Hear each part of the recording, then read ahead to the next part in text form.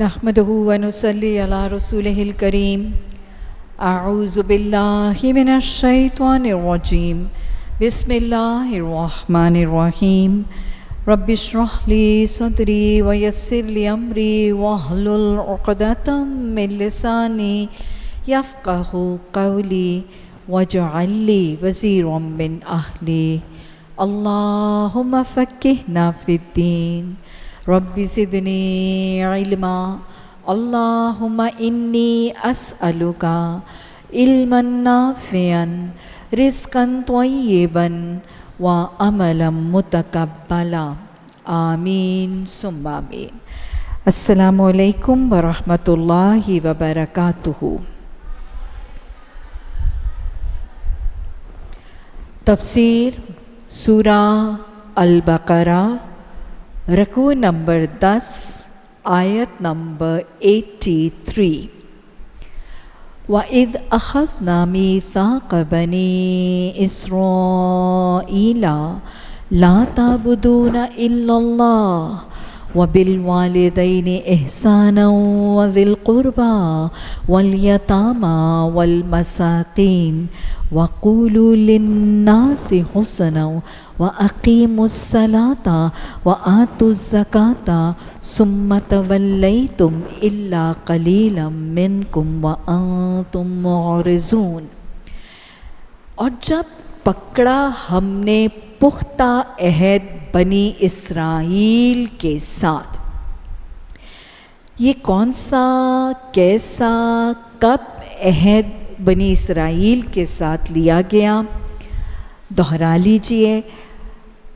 حضرت موسیٰ علیہ السلام کے پیروکاروں کو جب اللہ کے حکم سے آزادی ملی، آزاد خطے میں صحرا میں آباد کیا گیا، من، سلوہ، سائے، بادل، 12 چشمے، نعمتوں سے مالا مال کیا گیا، تو آزاد قوم کو شریعت کے احکامات دینے کے لیے اللہ سبحانہ تعالیٰ نے حضرت موسیٰ علیہ السلام کو 40 روز کی ملاقات، شبانہ روز ملاقات کے لیے کوہ طور پر بلایا.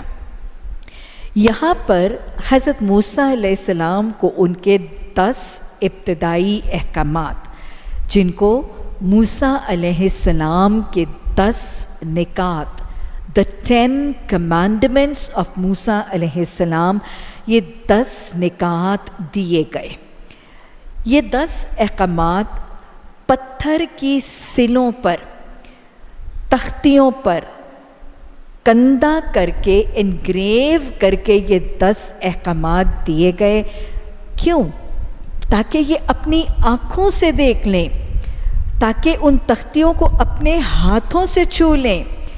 اور پھر وہ جو کہتے ہیں نا، پتھر پر لکیر انمٹ ہوتی ہے، تبدیل نہیں ہو سکتی. اللہ کوئی ضدی ڈھیٹ قوم کا رویہ پتہ تھا کہ یہ مان کے نہیں دیں گے، یہ بدلنے کی کوشش کریں گے. لہٰذا یہ احکامات پتھر کی سلوں پر لکھ کے دیے گئے، دیکھ لو، چھو لو، اور اپنے ہاتھوں سے مٹا کے بدل نہیں سکتے. تو یہ 10 احکامات کا اب یہاں پر ان آیات میں تذکرہ کیا گیا ہے. تو یہ 10 Commandments of موسیٰ علیہ السلام میں پہلا حکم کیا ہے؟ لا تعبدون الا اللہ، اللہ کے علاوہ کسی اور کی عبادت، کسی اور کی بندگی نہ کرو. تمام بندوں پر سب سے پہلا حق اللہ کا، اور اللہ کے حق میں پہلا حق عقیدہ توحید کو ماننے کا. اللہ کو اس کی ذات، اس کے صفات، اس کے اختیارات کے ساتھ قل هو اللہ احد، یہ سب سے پہلا حق ہے. جسمانی، مالی عبادات اللہ کی ہوں گی اور اللہ کے لیے ہوگی، اور اطاعت، بندگی، اوبیڈینس بھی اللہ کی ہوگی اور اللہ کے لیے ہوگی. یہ پہلا حق. یہ وہی حق ہے جو ہر نبی نے اپنے پیروکاروں کو سب سے پہلی چیز جو سکھائی وہ عقیدہ توحید، وحدانیت الہی کا تصور. اللہ کے حق کے بعد اگلا حکم وَبِالْوَالِدَيْنِ إِحْسَانًا، والدین کے ساتھ احسان کرو. یہ بات ذہن نشین کر لیجئے. کہ قرآن میں ایک جگہ نہیں، ملٹیپل ٹائمز ان قرآن، متفرق موقعوں پر اللہ سبحانہ تعالیٰ نے اپنے حق کے بعد سب سے زیادہ حق جو بیان کیا ہے وہ والدین کا کیا ہے۔ سورہ بقرہ میں، سورہ نساء، سورہ انعام، سورہ بنی اسرائیل، سورہ لقمان، ملٹیپل قرآن کے مقامات میں، صورتوں میں اللہ اپنے حق کے بعد جو سب سے زیادہ حق بتاتا ہے وہ والدین کا ماں اور باپ کا۔ کیا وجہ؟ وجہ بڑی واضح ہے، خالق اللہ ہے، کریٹر وہ ہے، لیکن تخلیق کا ذریعہ والدین بنتے ہیں۔ رب سسٹینر، پالنے والا، ربوبیت کرنے والا، پالنہار اللہ ہے، لیکن اس زمین میں پالنے کا، پوسنے کا ذریعہ، سورس، وسیلہ، سبب والدین بنتے ہیں۔ رازق اللہ ہے، رزق کی کنجیاں اس کے قبضے میں ہیں، یرزق من یشاء بغیر حساب ہے، لیکن اس رازق کے رزق کی ترسیل، اس رزق کے پہنچائے جانے کا ذریعہ اور وسیلہ والدین بنتے۔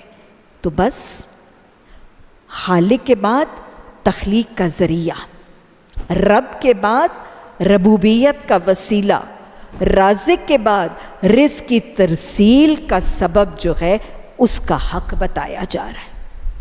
اور صرف یہ نہیں کہ اللہ کے بعد حق والدین کا ہے، جہاں بھی والدین کا حکم آتا ہے، جہاں بھی والدین کے ساتھ سلوک کا طریقہ آتا ہے، بالوالدین احسانا، احسان کا طریقہ۔ احسان کسے کہتے ہیں؟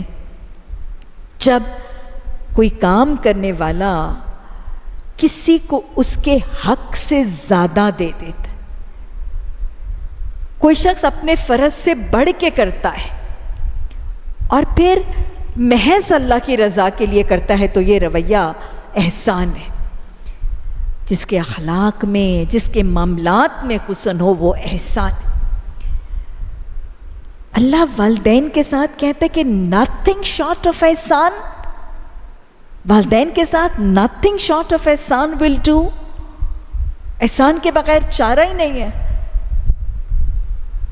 اپنے حق سے بڑھ کے، اس کے حق سے زیادہ بڑھ کے دو۔ ارے یہاں پہ والدین کو ان کے بنیادی حقوق نہیں دیے جا رہے، اللہ کہہ رہے ہیں ان کے حق سے بڑھ کے کرو، اپنے فرض سے بڑھ کے کرو۔ یہاں اولادیں اپنے بیسک فرائض پورے نہیں کر رہی اور قرآن مطالبہ کر رہے ہیں اپنے والدین کے فرائض میں اپنے فرائض سے زیادہ کرو، ان کو راضی کر کے ان سے ان کی پراپرٹی، ان کی جائیداد، ان سے مال لینے کے لیے نہیں، محض اللہ کی رضا کے لیے کرو۔ اور پھر والدین کے ساتھ احسان کیوں؟ اس لیے بھی کہ یہ جو دو ہستیاں ہیں نا، یہ جو دو رشتے ہیں نا والد اور والدہ کے، یہ یقینی محسن ہوتے ہیں، یہ یقینی شور شارٹ محسن ہوتے ہیں، یہ کرتے ہی احسان، ان سے احسان کے علاوہ کام ہوتا ہی نہیں اپنی اولاد کے ساتھ۔ کوئی شخص بڑا خوش قسمت ہوگا کہ اس کے بہن بھائی محسن ہوں گے، کسی کے رشتہ دار اس پر احسان کریں گے، کسی کے ہمسائے اس پر احسان کریں گے، یہ تو قسمت ہے۔ لیکن یہ جو ماں اور باپ ہے نا، یہ سب کے احسان کرتے ہی کرتے ہیں۔ تو اللہ یہ سکھاتا ہے کہ یہ دو رشتے، یہ دو ہستیاں جو تمہاری زندگی میں، جو تمہارے یقینی محسن ہیں، تو اپنے ان محسنوں کے ساتھ احسان کے علاوہ اور کوئی رویہ نہ اختیار کر۔ ماں اور باپ احسان نہیں تو اور کیا کرتے ہیں؟ یہ اولاد کے محسن نہیں تو اور کیا ہے؟ وہ ماں محسنہ نہیں ہے جو اپنی اولاد کو پالتے پوستے اپنی جوانی کھپا دیتی ہے، اپنی راتوں کی نیند داؤ پہ لگا دیتی ہے، ساری رات بیمار بچے کو ماں سینے سے لگا کے پھرتی، سہلاتی، تڑپتی رہتی۔ یہ ماں ہی ہے جو کر سکتی۔ بچہ بستر گیلا کر دیتا ہے، سردی کی رات میں اس کو خشک حصے میں سلا کے خود گیلے ٹھنڈے بستر پہ سو جاتی ہے، یہ ماں ہے۔ اور وہ باپ محسن ہے، وہ باپ محسن ہے۔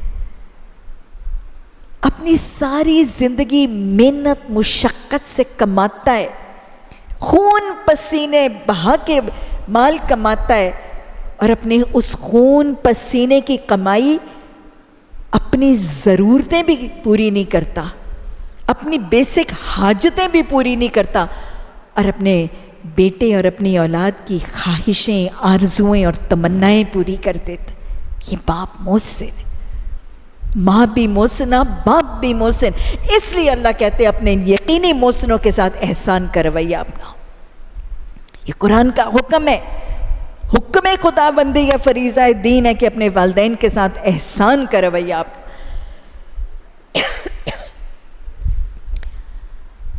کتنے احادیث کے نمونے اور کتنے نبی صلی اللہ علیہ وسلم کے سنت کے نمونے اور واقعات موجود ہیں۔ کچھ احادیث اور آیات آپ کو صرف اس لیے لکھ رہی ہوں کہ آپ کے پاس وہ مواد تیار ہو جائے جس کے ذریعے آپ نے اپنے ارد گرد لوگوں کو والدین کی اہمیت، ان کے ساتھ احسان کے طریقوں کی اہمیت سکھانی، سمجھانی اور ذہنوں میں راسخ کر۔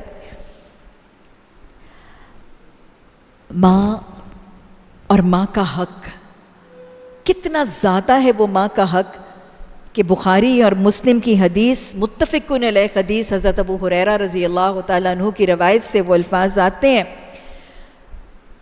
کہ ایک شخص رسول اللہ صلی اللہ علیہ وسلم کی خدمت میں حاضر ہوا اور اس شخص نے پوچھا من حق الناس بحسن، کہ نبی صلی اللہ علیہ وسلم میرے حسن سلوک کا سب سے زیادہ مستحق کون ہے؟ ابو ہریرہ رضی اللہ تعالیٰ عنہ فرماتے ہیں کہ رسول اللہ صلی اللہ علیہ وسلم نے فرمایا امو کا، تمہاری ماں۔ اس نے فرمایا ثم من، پھر اس کے بعد کون؟ آپ نے فرمایا امو کا، پھر تیری ماں۔ اس نے پھر پوچھا ثم من، پھر کون؟ آپ نے فرمایا امو کا، تیری ماں۔ پھر چوتھی دفعہ جب اس نے پوچھا ثم من، تو آپ نے فرمایا ثم ابی کا، پھر تیرا باپ۔ تو یہ ماں ہے، یہ والدہ ہے جس کا حق نبی مہربان صلی اللہ علیہ وسلم نے باپ کے حق سے 3 گنا زیادہ بتایا۔ کیوں؟ اللہ قرآن میں وجہ بتاتا ہے۔ سورہ احقاف کی آیت نمبر 15 میں اللہ نے تاکید کی ہے وَوَصَّيْنَا الْإِنسَانَ بِوَالِدَيْهِ إِحْسَانًا۔ اللہ نے انسان کو تاکید کی ہے، وصیت کی ہے کہ اپنی والدہ کے ساتھ احسان کرے۔ کیوں؟ حَمَلَتْهُ أُمُّهُ كُرْحًا وَوَضَعَتْهُ كُرْحًا وَحَمْلُهُ وَفِصَالُهُ 30 شَهْرًا، کہ اس کی ماں نے بڑی تکلیف سے، مجبوری سے، مشقت سے اس کا حمل اٹھایا، 9 مہینے کا حمل، اور پھر اس کو بڑی مشقت سے، تکلیف سے اس کو وضع کیا، وضع حمل، ڈیلیوری، اس کی مشقتیں، اس کی تکلیفیں، اور پھر اس کا دودھ پلانا، رضاعت۔ یہ 3 کام ہے جو ماں کرتی، جو باپ نہیں کرتا۔ حمل، وضع حمل اور رضاعت، یہ ان 3 کاموں کی وجہ سے ماں کا درجہ باپ کے مقابلے میں 3 گنا زیادہ کر۔ کیا حق ہے ماں کا اور کیا شان ہے ماں کی خدمت کی۔ وہ واقعہ آتا ہے کہ اللہ کے رسول صلی اللہ علیہ وسلم کے سامنے ایک شخص آیا اور اس نے اپنی والدہ کے حوالے سے شکوہ کیا۔ اس نے کہا رسول اللہ صلی اللہ علیہ وسلم میری والدہ بڑی بدمزاج ہے۔ آپ صلی اللہ علیہ وسلم نے فرمایا کیا وہ اس وقت بھی بدمزاج تھی جب تو اس کے پیٹ میں جنین تھا؟ یعنی رحم مادر میں جونک کی طرح اس کی رحم میں چپکا ہوا تھا، اس کا خوراک اس کے جسم کے خون سے تو خوراک لیتا تھا، اس وقت بھی ماں تیری بدمزاج تھی؟ اس نے کہا یا رسول اللہ صلی اللہ علیہ وسلم وہ بڑی تلخ کلام ہے، تیری بڑی سختی سے بات کرتی۔ آپ نے فرمایا کیا وہ اس وقت بھی تلخ کلام تھی جب وہ تجھے راتوں کو اپنے سینے سے لگا کے دودھ پلاتی تھی؟ یعنی اس کے حمل میں، اس کی وضع حمل کے بعد رضاعت میں اس کی تلخیاں بچہ نہیں ایبزارب کرتا ہے، نہیں محسوس کرتا؟ اس نے پھر کہا یا رسول اللہ صلی اللہ علیہ وسلم میں نے اس کا حق دے دیا۔ آپ نے فرمایا تو نے کیا کیا؟ اس شخص نے کہا کہ میں نے اسے اپنے کندھوں پہ بٹھا کے حج کرایا۔ میری بہنوں، میری بیٹیوں، ہم نے تو شاید یہ بھی نہیں کیا۔ ایسا کرنے والا بیٹا جس نے اپنے کندھوں پہ بٹھا کے ماں کو حج کرایا تھا، آپ نے فرمایا تو نے تو اس کی درد ذی کی دردوں کا بھی بدلہ نہیں دی۔ وہ لیبر پینس کی جو تکلیف اس نے برداشت کی تھی پیدائش کے مرحلے میں، یہ اتنا بڑا کام جو تجھے لگتا ہے تو نے کیا، یہ تو بھی اس کام کا بھی بدلہ نہیں۔ تو یہ ماں ہے اور یہ ماں کا حق ہے۔ حق تو یہ ہے کہ حق ادا نہ ہوا۔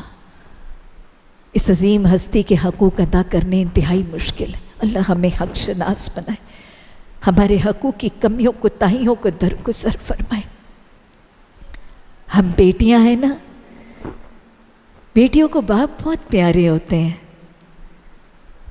مجھے اپنا یاد ہے، میرے والد مجھے بہت ہی عزیز تھے، اور بچپن میں جب ماں کے حوالے سے یہ واقعات اور احادیث پڑھی تو دل میں ہمیشہ یہ خواہش ہوتی تھی کبھی باپ کے حوالے سے بھی حدیث پڑھیں۔ اور جب یہ حدیثیں پڑھی تو بہت ہی پیار بھی آیا اور بہت اچھی لگی۔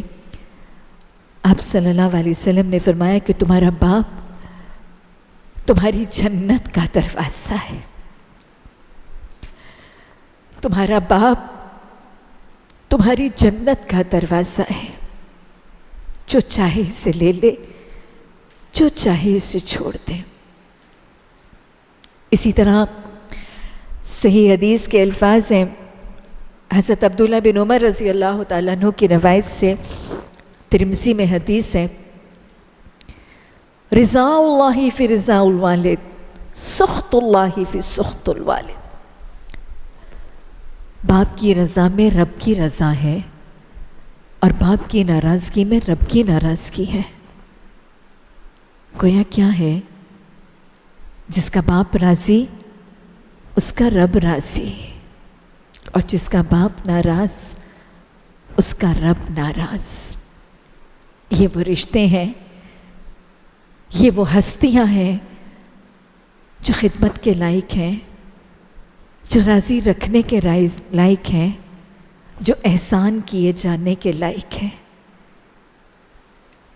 وہ واقعہ آتا ہے نا کہ اللہ کے رسول صلی اللہ علیہ وسلم کے سامنے ایک نوجوان اور ایک بزرگ، وہ راوی بزرگ کی کیفیت بتاتے ہیں کہ اس کے سر کے بال سفید تھے اور بڑھاپے سے اس کی کمر جھکی ہوئی تھی، اور رسول اللہ صلی اللہ علیہ وسلم کی خدمت میں حاضر ہوا، اور وہ زار و قطار رو رہا تھا۔ اس نے اشارہ کیا اور اس نے اپنے بیٹے کا تعارف کروایا، اور اس نے اپنی کیفیت اور اپنی حالت زار بیان کی۔ اس نے کہا کہ یہ میرا بیٹا ہے۔ اس نے کہا کہ جب میں جوان تھا میں اس پر خرچ کرتا تھا، اور میں اپنے خون پسینے کی کمائی اس پر لگاتا تھا، اور اب یہ جوان ہے اور میں بوڑھا اور کمزور ہوں، اور اس کا حال یہ ہے کہ یہ اپنا مال مجھ سے چھپا چھپا کے رکھتا ہے۔ اللہ اکبر! ہاں ہوتا ہے اس سے۔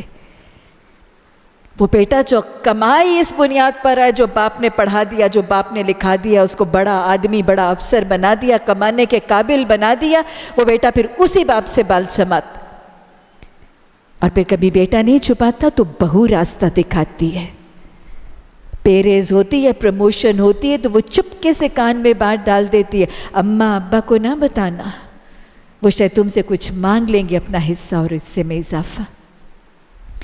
اللہ ہمیں ایسی بیویاں نہ بنائے، اللہ ہماری بیٹیوں کو ایسی بہویں نہ بنائے۔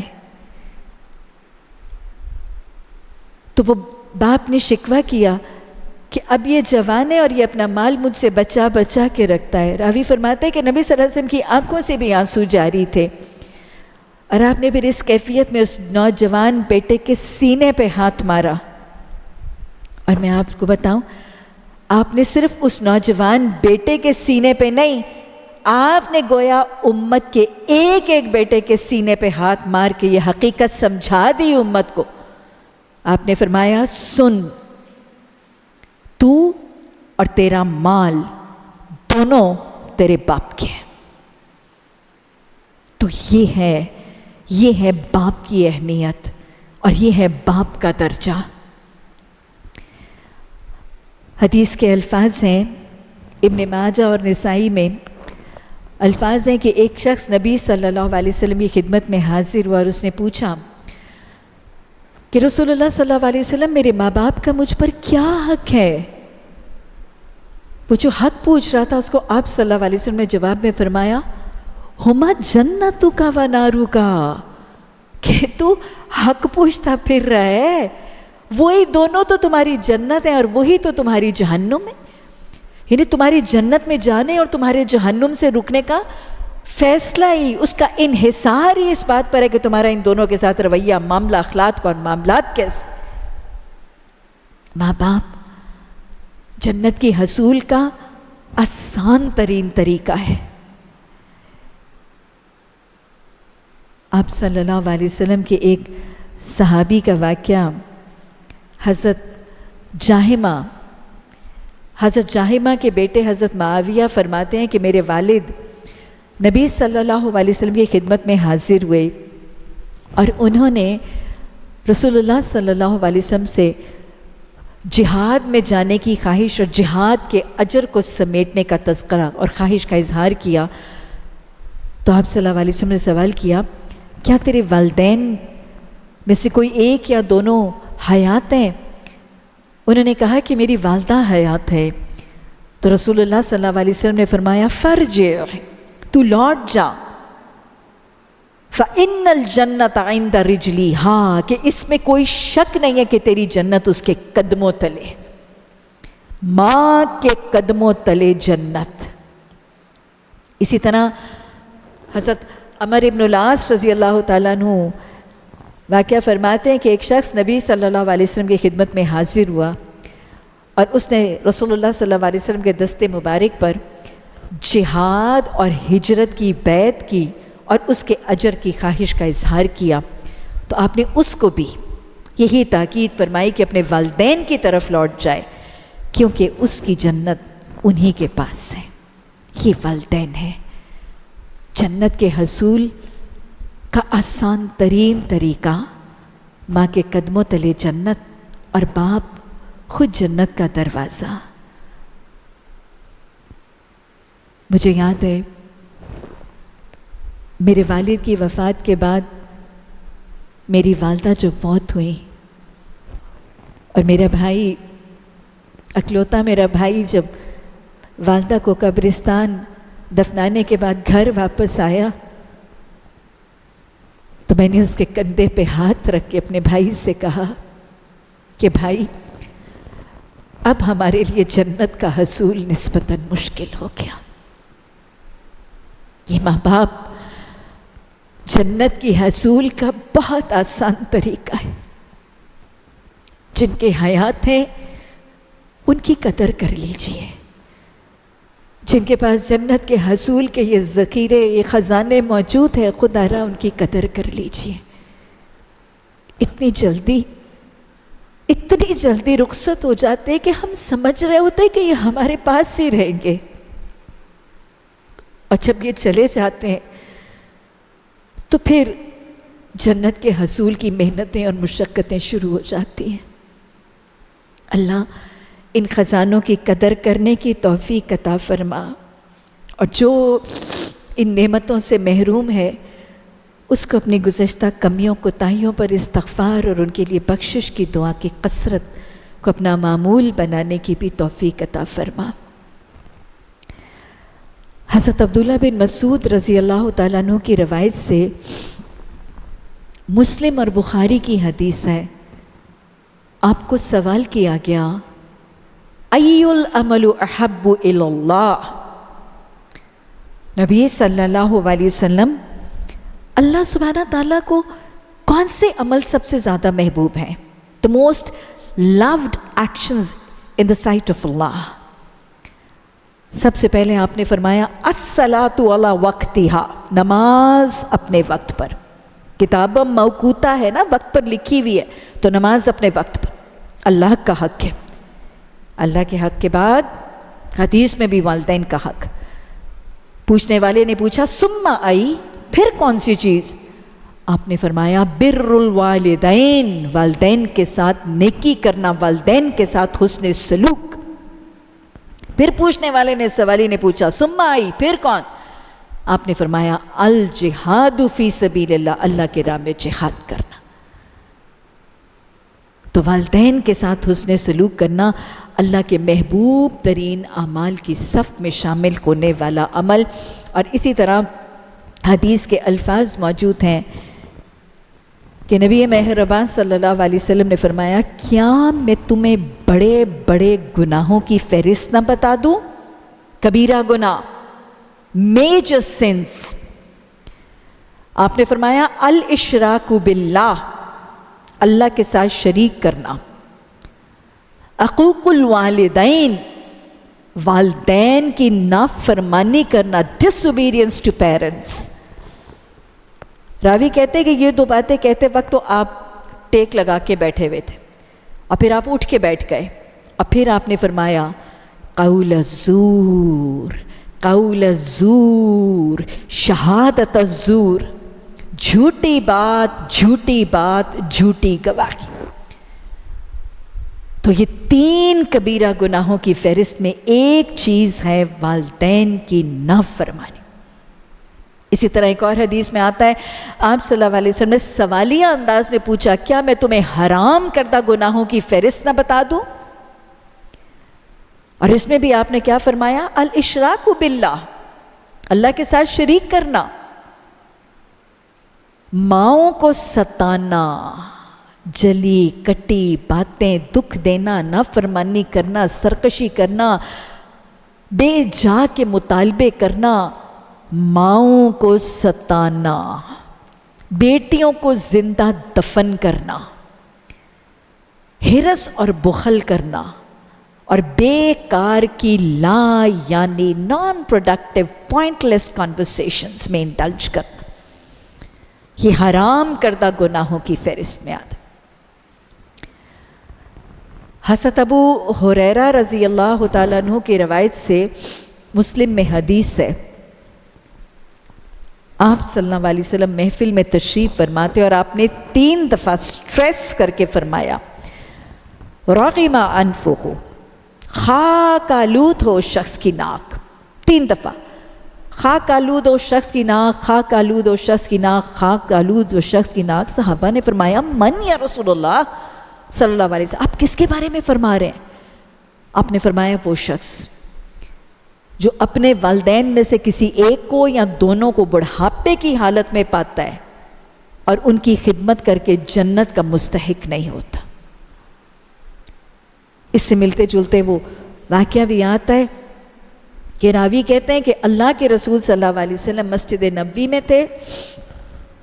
آپ ممبر رسول صلی اللہ علیہ وسلم کے پہلے زینے اور سٹیپ پر آپ نے قدم رکھا اور آپ نے آمین پکارا. پھر دوسرے زینے پر پھر آمین، پھر تیسرے سٹیپ اور زینے پر آپ نے پھر آمین فرمایا. تو صحابہ کرام نے سوال کیا یا رسول اللہ صلی اللہ علیہ وسلم، ہم نے تو کسی کو دعا کرتے ہوئے سنا ہی نہیں، پھر آپ نے کس پر آمین کہا؟ تو رحمت للعالمین مصطفیٰ صلی اللہ علیہ وسلم نے فرمایا حضرت جبرائیل، فرشتوں کے سردار حضرت جبرائیل نے 3 لوگوں کے لیے لعنت کے الفاظ، میں نے اس دعا پر آمین. سوچیں ذرا، فرشتوں کے سردار لعنت کی دعا کر رہے ہیں اور آمین نبیوں کے سردار کہہ رہے ہیں. کیا خیال ہے قبول ہوگی کہ نہیں ہوگی؟ ہوگی. یہ 3 لوگ کون سے تھے؟ آپ نے فرمایا کہ وہ شخص جو رمضان کے مہینے کو پاتا ہے اس کی رحمتیں بخششیں سمیٹنے سے محروم رہ جاتا ہے.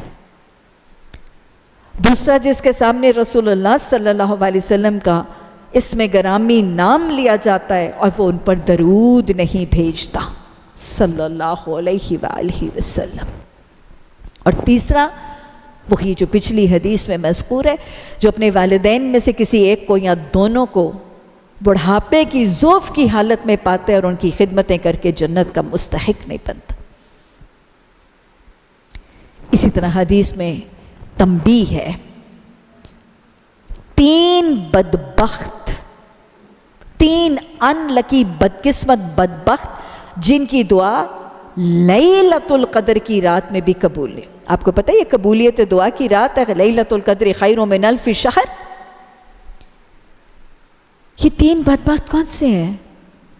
شراب پینے والا، سود کھانے والا اور والدین کا نافرما بردار۔ اسی سے ملتی جلتی 2 اور احادیث۔ اللہ سبحانہ تعالیٰ نے اپنے ذمے لے لیا ہے کہ 4 لوگوں کو جنت میں داخل نہیں ہونے دے گا۔ اور پھر ایک اور حدیث میں ہے 4 لوگ ایسے ہیں وہ جنت کیا جنت کی خوشبو بھی نہیں پائیں گے حالانکہ 100 سال کی مسافت سے آ رہے۔ دونوں حدیث میں 4 لوگ کون سے ہیں؟ شراب کا عادی، سود کھانے والا، والدین کی نافرما برداری کرنے والا اور یتیم کا مال کھانے والا۔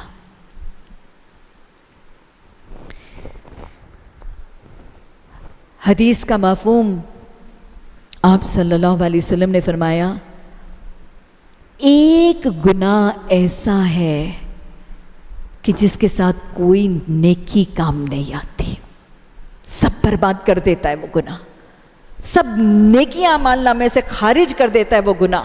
اللہ کو اتنا ناپسند ہے، اللہ کو اتنا زیادہ مبغوض کرتا ہے کہ اس کی ساری نیکیاں برباد ہو کے رہ جاتی۔ یہ والدین کی نافرما برداری ہے۔ واقعہ حضرت علقمہ رضی اللہ تعالیٰ عنہ کا موجود ہے۔ یہ بدری صحابی تھے۔ آپ کو پتہ ہے بدری صحابیوں کے لیے بخشش کی وعدے تھے۔ حضرت علقمہ رضی اللہ تعالیٰ عنہ یہ بدری صحابی ہیں، حالت نزا میں ہے، موت کا وقت ہے، ایسی تکلیف کی حالت میں اہل خانہ جمع ہے اور وہ کلمہ پڑھانے کی کوشش کر رہے ہیں لیکن ان کی زبان پر کلمہ نہیں آ رہا۔ اہل خانہ پریشان ہیں، بیوی جاتی ہیں نبی صلی اللہ علیہ وسلم کی خدمت میں اور حالت بیان کرتی ہیں کہ ہم کلمہ پڑھا رہے ہیں لیکن علقمہ کی زبان پہ کلمہ نہیں آ رہا، ہم کیا کریں؟ نبی مہربان صلی اللہ علیہ وسلم نے ایک سوال کیا تھا، کھلے دل سے سنیے گا۔ آپ نے فرمایا، کیا علقمہ سے کوئی ناراض تو نہیں ہے؟ ہاں، روٹھے وہ کو منا لیجیے۔ کیا علقمہ سے کوئی ناراض تو نہیں ہے؟ زوجہ نے کہا، علقمہ کی ماں ناراض ہے، ام علقمہ ناراض۔ اور بیوی نے کہا کہ حال یہ ہے کہ ماں شہر کے ایک کونے میں اور بیٹا شہر کے دوسرے کونے۔ آپ نے ام علقمہ کو بلایا اور پوچھا کہ ام علقمہ، تیرا اور علقمہ کا کیا معاملہ ہے بھائی؟ کیا ایشو ہے، کیا پرابلم ہے تم دونوں کے میوچل معاملات میں؟ ام علقمہ نے اس سے ملتے جلتے الفاظ فرمائے۔ ام علقمہ نے فرمایا، یا رسول اللہ صلی اللہ علیہ وسلم، مجھے علقمہ کے دین سے کوئی شکوہ نہیں، علقمہ دیندار ہے۔ محاسبہ کرتے جائیے گا، موازنہ کرتے جائیے گا۔ علقمہ دیندار ہے، روزے دار ہے، شب بیدار ہے، لیکن میں کیا کروں، میرا نافرما بردار ہے۔ بات کرتا ہے تو میرا دل دکھاتا ہے، بولتا ہے تو میرا کلیجہ چیر دیتا ہے، میں نہیں معاف کر سکتی۔ یہ ماں ہے، دین کی گواہی دے رہی ہے، روزے دار، شب بیدار، تہجد گزار، دیندار بیٹا، لیکن ماں ناراض ہے۔ ماں کہتی ہے میں معاف نہیں کر سکتی اس کے رویوں کو۔ آپ کہتے ہیں کہ ذرا لکڑیاں جمع کرو اور آگ جلاؤ۔ ماں کو لگتا ہے کہ شاید میرے بیٹے کو جلانے لگے۔ پوچھتی ہیں، آپ علقمہ کو جلائیں گے؟ آپ فرماتے تم اس کی سفارش کرو۔ ماں بیٹے کو معاف کر دیتی ہے، رسول اللہ صلی اللہ علیہ وسلم میں نے علقمہ کو معاف کر دیا. بیوی گواہی دیتی ہیں کہ ادھر ام علقمہ کی زبان سے یہ الفاظ نکلے تھے کہ میں نے بیٹے کو معاف کر دیا، ادھر علقمہ رضی اللہ تعالیٰ عنہ کی زبان پر کلمہ جاری ہو گیا. یہ ماں ہے اور یہ باپ ہے جن کی رضا رب کی رضا ہے. جو ناراض تو رب ناراض، جو راضی تو رب راضی. حدیث کا وعدہ بھی ہے اور تنبیہ بھی ہے. مفہوم ہے اس حدیث کا کہ آپ صلی اللہ علیہ وسلم نے فرمایا کہ کچھ گناہ ایسے ہیں جن کی سزا اللہ دنیا میں دیتا ہے، اور کچھ ایسے ہیں جن کی سزا کو اللہ قیامت کے دن کے لیے مؤخر کر دیتا ہے. یعنی سب گناہوں کی سزا دنیا میں نہیں ملتی، کچھ کی قیامت میں ملے گی. لیکن ایک گناہ ایسا ہے جس کی سزا اللہ دنیا میں ضرور دیتا ہے، وہ ہے والدین کی نافرمانی. جو شخص والدین کی نافرمانی کرے گا نا، وہ دنیا میں اس کی سزا بھگت کے جائے. اور یہ ہے مقافات عمل. جیسا کرو گے ویسا بھرو گے. جیسا والدین کے ساتھ رویہ، جیسا ساس سسر کے ساتھ رویہ، ویسا بھگت کے جاؤ گے. جب آپ کے ساتھ کر رہے ہو بیٹا وہی دیکھ رہا ہے، کل کو تمہارے ساتھ وہی کرے گا. جو ساس کے ساتھ کر رہی ہو وہ بہو کل کو تمہارے ساتھ بھی وہی کرے گی. جیسا انجام چاہتے ہو ویسے رویے اپنا لو. مجھے یاد ہے بچپن میں میرے والد نے مجھے ایک واقعہ سنایا جو بالکل اس حدیث کے پیمانے کی تشریح کرتا ہے. وہ مجھے واقعہ سنایا ہے کہ ایک ہندو تھا اور اس کا ایک بیٹا تھا. باپ بڑا مالدار تھا، یہ بیٹا اکیلا وارث تھا. وہ جیسے ہم نے چچا اور بھتیجے کی روایت سنی تھی. تو یہ جو مالدار باپ تھا نا ہندو، اس کا بیٹا حریص اور لالچی ہو گیا اور جلد باز ہو گیا. اس کے دل میں آیا کہ نہ یہ باپو مرتا ہے، نہ یہ باپ مرتا ہے، نہ مجھے مال ملتا ہے. اس نے باپ کے قتل کا ارادہ کیا اور ایک دن باپ کو کہا کہ باپو کہتے ہیں نا یہ اپنے باپ کو، باپو چل میں تجھے دریا کے کنارے یا میں دریا یا نہر کے کنارے میں تجھے ذرا سیر کرا لاؤں. اور وہ منا کے دھوکہ دے کے بوڑھے باپ کو وہ دریا کے کنارے لے گیا. اب باپ کمزور ہے، ضعیف ہے، بوڑھا ہے اور بیٹا جوان اور طاقتور ہے. تو وہ بیٹے نے کیا کیا، وہ باپ کو گردن سے پکڑا اور ذرا دریا کے اندر نا اس کو ڈبکی دینے لگا، جیسے ڈبونے لگا. اب جب اسے ذرا پہلے ہی پکڑ کے جھکانے لگا تو وہ باپ نے کہا کہ بیٹا ذرا 2 منٹ ٹھہر جا. اس نے کہا کیوں باپو؟ اس نے کہا کہ بیٹا تم ایسے کرو کہ تم مجھے ڈبونے لگے ہو نا، تو یہاں پہ نہیں، وہ ذرا وہاں جا کے ڈبونا. اس نے کہا کیوں باپو؟ کیونکہ بیٹا میں نے بھی اپنے باپ کو وہیں ڈبویا تھا. یہ ہے مقافات عمل. جو رویہ اپنے والدین کے ساتھ ہوگا، جو انداز اپنے ساس سسر کے ساتھ ہوگا، پھر اس کو بھگتنا بھی پڑے گا اور اس کو بھگتنے کے لیے تیار بھی رہنا پڑے گا. اور اس کے برخلاف جو والدین کے فرما بردار، حق شناس، خدمت گزار. بخاری میں وہ طویل واقعہ آتا ہے جو ہم نے شاید 3 یا 4 کی اردو کی کتاب میں پڑھا ہوگا، دہرا لیجئے. بنی اسرائیل کے 3 لوگ مسافر ہیں، طوفانی رات ہے، بارش آتی ہے، آندھی طوفان ہے، اور یہ مسافر جو ہے نا ایک غار میں پناہ لیتے ہیں. اب اس طوفان اور آندھی کی وجہ سے غار کے دھانے کو ایک بہت بڑا سا پتھر لڑکتا ہے اور غار کا منہ بند ہو جاتا ہے. جب بارش ختم ہو جاتی ہے، ابھی اپنا سفر پھر شروع کرنا چاہتے ہیں تو وہ لگے دھکیلنے اس پتھر کو. لیکن وہ پتھر اتنا بڑا سا ہے کہ وہ 3 لوگوں سے دھکیلنا نہیں جاتا. تو پھر ان میں سے ایک سیانے نے یہ تجویز دی کہ ہم اللہ سے دعا کرتے ہیں کہ ہمارے غار کا یہ پتھر جو ہے وہ ہٹ جائے، ہمارے راستے کی رکاوٹ یہ پتھر جو ہے وہ ہٹ جائے. اور اس نے کہا کہ اپنی زندگی کا کوئی ایک نیک عمل جو ہے نا اس کو وسیلہ بنا کے دعا کر لو. نیک عمل کو وسیلہ بنا کے دعا کی جا سکتی. یہ صحیح حدیث سے واقعہ، بخاری کا واقعہ. اب کسی ایک نے اپنے رزق حلال کی کمائی کا تذکرہ کر کے اس کو وسیلہ بنا کے دعا کی. کسی نے اپنے با کردار اور با حیا ہونے کا تذکرہ کیا کہ میں نوجوان اور میری خوبصورت چچا زاد مالدار، اس نے مجھے بدکاری کی دعوت دی اور میں نے کہا اللہ رب العالمین سے ڈر لگتا ہے. اور پھر ایک نے دعا کی اور اس نے اپنی نیکی والدین کی خدمت کا تذکرہ کیا.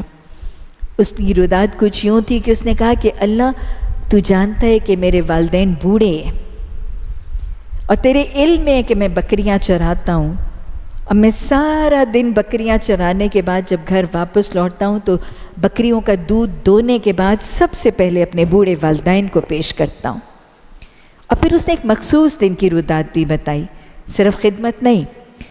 اس نے کہا کہ اللہ تو جانتا ہے کہ ایک رات کچھ ایسا ہوا کہ میں دن بھر کو بکریاں چراتے چراتے بہت دور نکل گیا اور مجھے واپس آتے آتے بہت دیر ہو گئی اور میرے بوڑھے والدین میرا انتظار کرتے کرتے بھوکے پیٹ سو گئے. اور پھر اس نے کہا کہ میں نے بکریوں کا دودھ دونے کے بعد میں دودھ کا پیالہ لے کر ساری رات اپنے بوڑھے والدین کے سرہانے کھڑا رہا. میں ساری رات دودھ کا پیالہ لے کر اپنے بوڑھے والدین کے سرہانے اس انتظار پہ کھڑا رہا کہ وہ اٹھیں گے تو میں ان کو دودھ پیش کروں. اور صرف یہ بھی کہا، اس نے اپنی ترجیح بھی بتائی. اس نے کہا کہ میرے چھوٹے چھوٹے بچے میری ٹانگوں سے لپٹ کر دودھ مانگتے مانگتے بھوکے سو گئے، لیکن میں نے ان کو دودھ پلانا محض اس لیے گوارا نہیں کیا کہ میرے بچے تو پیٹ بھر کے سو جائیں اور میرے ماں باپ بھوکے سوئے رہیں. یہ محبتوں کی ترجیح، یہ خدمتوں کا پیمانہ، یہ اطاعت اور فرما برداری اور حق شناسی کا انداز جب اس بیٹے نے اللہ کے حضور ذکر کیا اور دعا کی تو وہ پتھر سے رکھ گیا. یہ والدین ہیں، یہ والدین ہیں. ہماری زندگیوں میں مشکلات کے پتھر آتے ہیں، لوگ روڑے اٹکاتے ہیں، بڑی مشقتیں، بڑی رکاوٹیں، بڑے تردد، چاہتے ہیں کہ دعائیں قبول ہو جائیں، چاہتے ہیں کہ زندگی کی رکاوٹیں ہٹ جائیں. تو والدین کی خدمتیں، والدین کی حق شناسی زندگی کی رکاوٹوں کو دور کرنے کا وسیلہ اور سبب ہے. والدین کے فرما برداروں، والدین کے خدمت گزاروں، ان کی آواز تو اللہ کے عرش تک پہنچتی ہے. ان کی آوازوں، ان کی دعاؤں کے لیے تو آسمان کے دروازے کھل جاتے ہیں، آسمان دروازے ہو جاتے. نبی صلی اللہ علیہ وسلم نے 7ویں آسمان پر تلاوت کی آواز سنی. آپ نے پوچھا کہ یہ کس کی آواز ہے؟ بتایا گیا یہ کس کی آواز ہے؟ جو مدینہ کی بستی میں ماں کا سب سے زیادہ فرما بردار اور خدمت گزار ہے. نعمان بن بشیر کا بیٹا حارثہ بن نعمان، اس کی آواز جو وہاں پہ سنی. یہ بیٹا کیا کرتا تھا؟ مدینہ کی بستی میں بوڑھی ماں کا فرما بردار کے حد ہے فرما برداری اور خدمت کی. اپنے ہاتھوں سے ماں کے کپڑے دھوتا تھا. بیوی تھی گھر میں، اپنے ہاتھوں سے وہ بیٹا اپنے ماں کے کپڑے دھوتا تھا، اپنے ہاتھوں سے ماں کے سر کی جوئیں نکالتا تھا، ماں کو کھانا کھلا کے اپنے ہاتھوں سے بوڑھی ماں کو لقمے کھلاتا تھا. ماں بوڑھی تھی، سن نہیں سکتی تھی، سماعت خراب ہو گئی تھی، بولتی تھی پورا بول نہیں سکتی تھی، منہ میں بڑبڑاتی تھی. بیٹا ہاتھ باندھ کے نگاہیں جھکا کے کھڑا رہتا تھا. جو سمجھ آ جاتی تھی ٹھیک ہے بھائی، جا کے سین میں بیوی کو کہتا تھا اماں کیا کہہ رہی. نہ جھڑکنا، نہ خفا ہونا، نہ ناراض ہونا. یہ فرما بردار خدمت گزار بیٹا عرش الہی تک آواز پہنچتی تھی. دعائیں قبول ہوں گی، مشکلات ختم ہو جائیں گی، آسانیاں ہو جائیں گی، زندگی کی رکاوٹیں ہٹ جائیں گی، اور پھر جو اولاد ماں کی دعا، وہ ماں جو اولاد کی خدمت سے خوش ہو کے جو دعا کرتی ہے نا، وہ دعا تو اولاد کی تقدیر کو بدل دیتی، اس کی بگڑی بنا دیتی ہے۔ حضرت موسیٰ علیہ السلام کا واقعہ ہے، کلیم اللہ نے اللہ سبحانہ تعالیٰ سے ہم کلام ہو کر پوچھا تھا کہ اللہ سبحانہ تعالیٰ جنت میں میرا ہمسایہ کون ہوگا؟ اولو العزم نبی، 5 اولو العزم رسولوں کی فہرست میں کلیم اللہ حضرت موسیٰ علیہ السلام کا نام، اور ان کا ہمسایہ جنت میں کون ہوگا؟ اللہ سبحانہ تعالیٰ نے فرمایا کہ وہ بستی میں ایک قصاب ہے۔ موسیٰ علیہ السلام ڈھونڈ کے تلاش کر کے اس قصاب کی قصائی کی دکان پر پہنچے، سارا دن وہ دکان میں گوشت بیچتا رہا، شام کو وہ دکان بند کی، اس نے تھوڑا سا گوشت پکڑا اور تھیلی لے کے اپنے گھر کی طرف چلا۔ گھر آیا تو ایک بڑھیا صحن میں تھی، اس کا ماتھا چوما، اس کو بوسہ دیا، ہنڈیا پکانے کے لیے رکھی، اس کے پاس بیٹھ گیا، اس کے ساتھ گپ شپ گفتگو دل بہلا رہے۔ پھر کھانا پکایا، کھانا پک گیا تو بڑے آرام سے اس بڑھیا کو اٹھایا، اپنی کندھے کی ٹیک پر اس کو سہارے سے بٹھایا اور لقمے اس ماں کے منہ میں ڈالنے لگا۔ موسیٰ علیہ السلام یہ سب دیکھ رہے ہیں، یہ سب مشاہدہ کر رہے ہیں، انہوں نے دل میں سمجھ لیا کہ یہ بڑھیا اس کی ماں ہے اور یہ ماں کی خدمت ہے جس کے بدلے اتنا بڑا درجہ اس کو مل رہا ہے۔ جب یہ فارغ ہو کے حضرت موسیٰ علیہ السلام کے پاس آیا تو حضرت موسیٰ علیہ السلام نے جو رائے قائم کی تھی اس کی تصدیق کے لیے پوچھا کہ یہ کون ہے؟ اس نے کہا یہ میری ماں ہے۔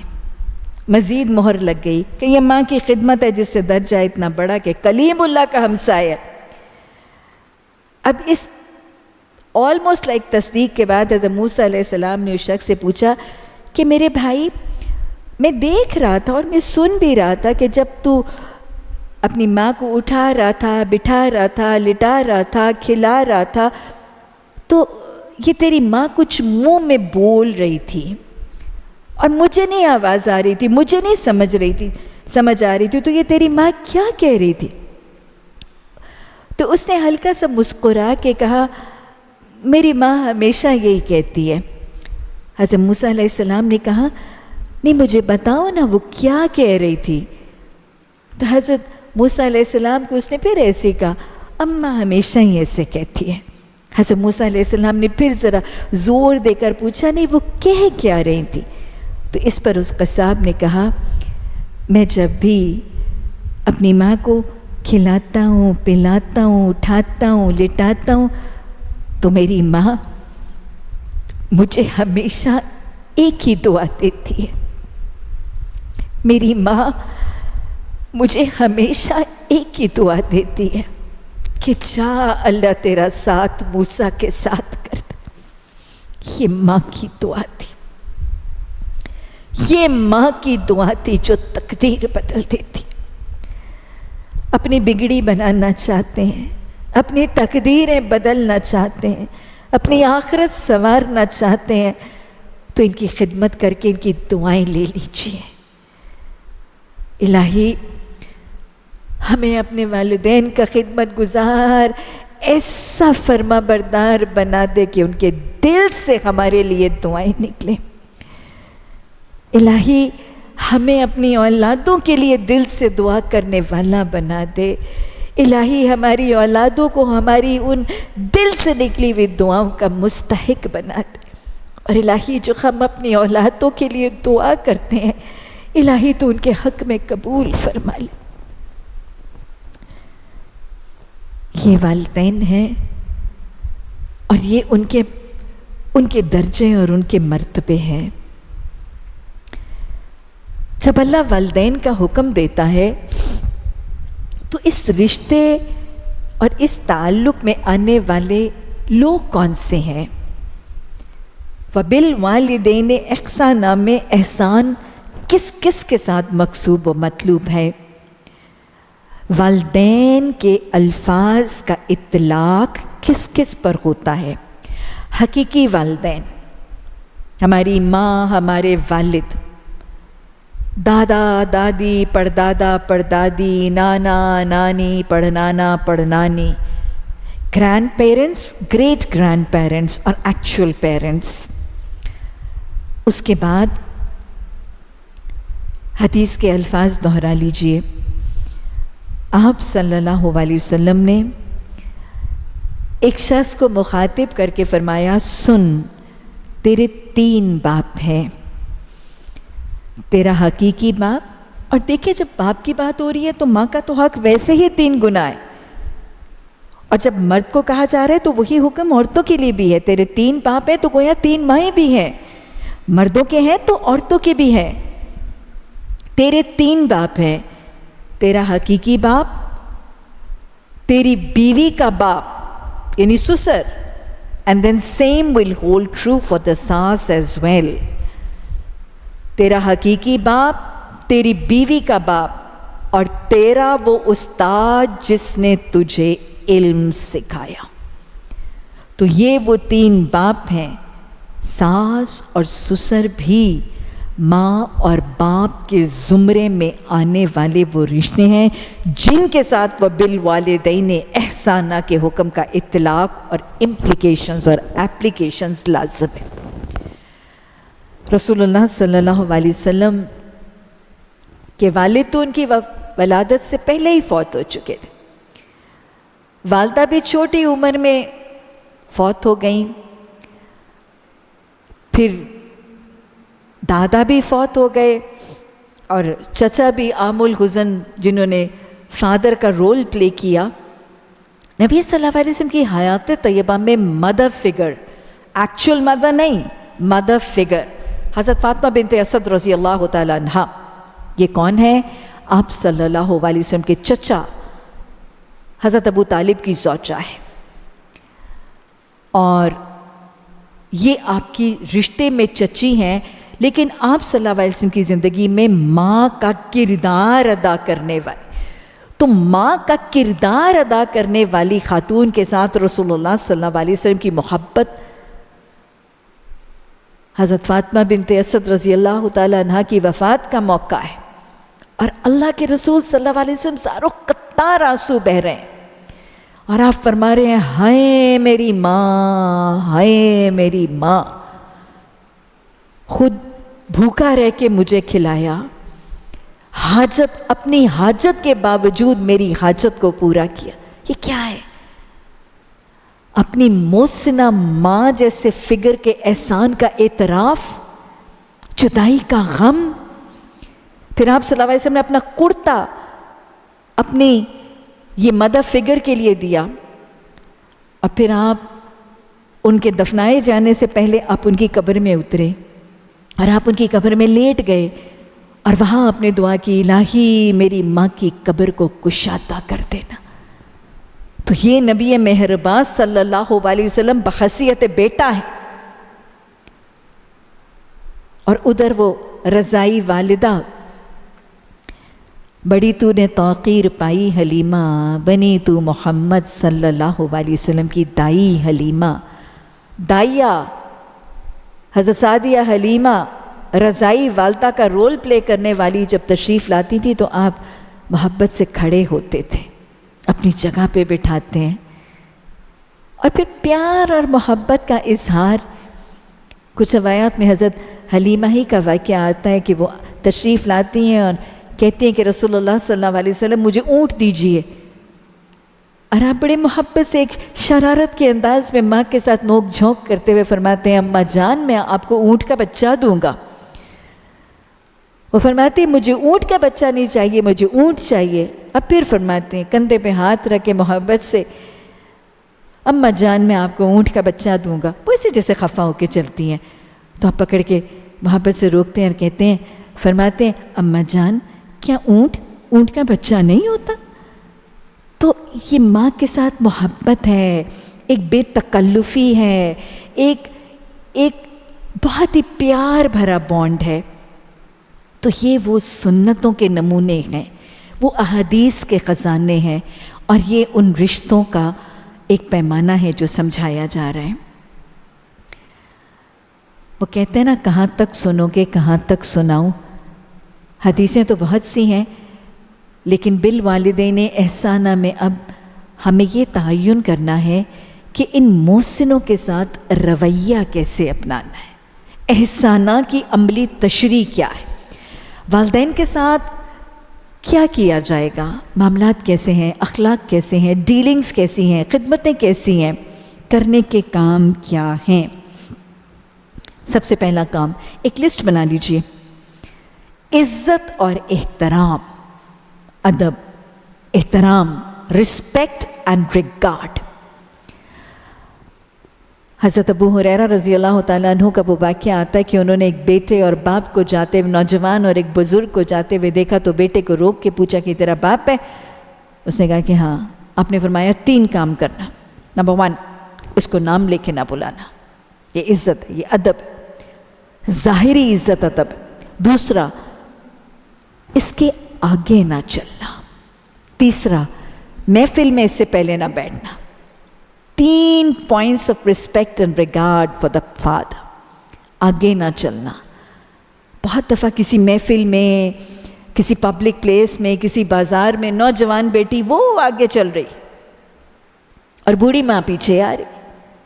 ارے نہیں، بوڑھی ہے، کمزور ہے، کہیں تمہارا ہاتھ پکڑنا پڑے گا، کہیں تمہارے کندھے کا سہارا ضروری ہوگا، کہیں شاید دکھے گا نہیں اور تمہیں گڑھا بتانا ہوگا، کہیں گر گئی تو شاید اٹھانا ہوگا۔ اپنی جوانی کے تکبر میں، اپنی جوانی کی طاقت کے غرور میں آ کے آگے نہ نکل جاؤ، بوڑھی کو پیچھے چھوڑ کے اس کے آگے نہ چلو۔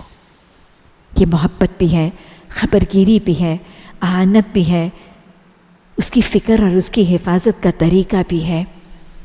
اور پھر محفل میں اس سے پہلے نہ بیٹھو، اس کے آرام کا خیال، اس کے کمفرٹ کا خیال، اس کی رسپیکٹ اور ریگارڈ کا خیال، اس کو پہلے بٹھا دو، اس کو کمفرٹیبل کر دو، اس کے آرام، اس کے کمفرٹ، اس کی سہولت کو اپنے پر ترجیح دے دو۔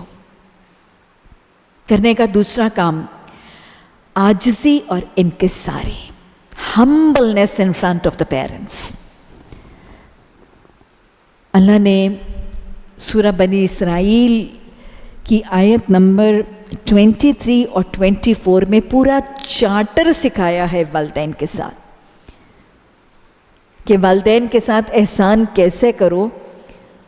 تو والدین کے سامنے عاجزی اور انکساری کے حوالے سے اللہ نے سورہ بنی اسرائیل میں فرمایا وَاحْفِظْ لَهُمَا جُنَاحَ الذُّلِّ مِنَ الرَّحْمِ۔ اپنے کندھوں کو عاجزی اور انکساری کے ساتھ والدین کے سامنے جھکا دو، باؤ ڈاؤن، ہمبل ڈاؤن، جھک جاؤ۔